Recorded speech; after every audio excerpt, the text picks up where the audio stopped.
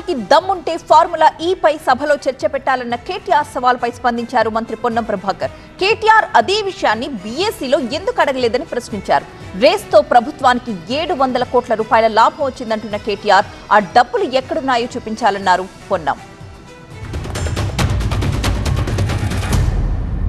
ఈ 4 గోడల మధ్యన 4 సన్నాసులు మాట్లాడేందుకు 4 కోట్ల ప్రజల ముందు చర్చ పెడదాం.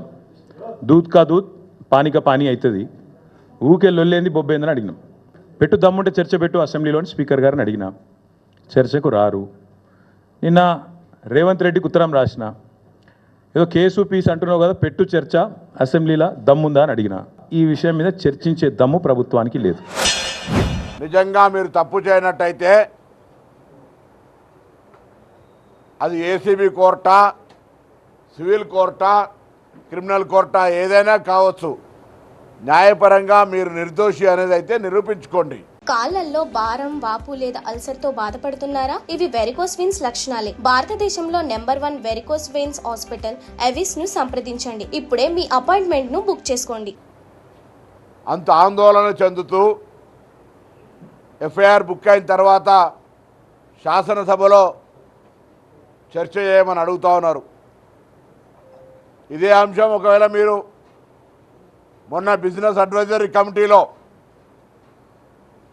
ఈ ఫార్ములా రేస్ కూడా మీ పార్టీ ఎజెండాగా ఒకటి ఇచ్చుంటే తప్పకుండా ఆలోచించే వాళ్ళం. చర్చ చేయడానికి ఇప్పుడు రాత్రి 11 అవుతున్నా కూడా శాసనసభలో ఏ అంశం అయినప్పుడు కూడా చర్చ చేయడానికి ప్రభుత్వం ఎక్కడ కూడా వెనకకు పోవడంలే. ఇలా ఏసీబీ అట. ఏసీబీ అంటే ఏంటంటే యాంటీ కరప్షన్ బ్యూరో. కరప్షన్ లేనప్పుడు ఏసీబీ ఎడికి వస్తుంది?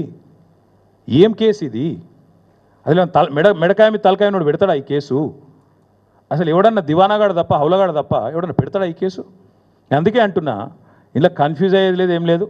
రేవంత్ రెడ్డి చేసే మరొక లస్కోరు ప్రయత్నం మాత్రమే ఇది. మా మీద కూడా కేసులు పెట్టి సతాయిస్తా అనుకుంటే నేను ఒకటే చెప్తున్నా రేవంత్ రెడ్డికి, మేము ఒక ఉద్యమ నాయకుడి బిడ్డలం, ఉద్యమ నాయకుడి సైనికులం.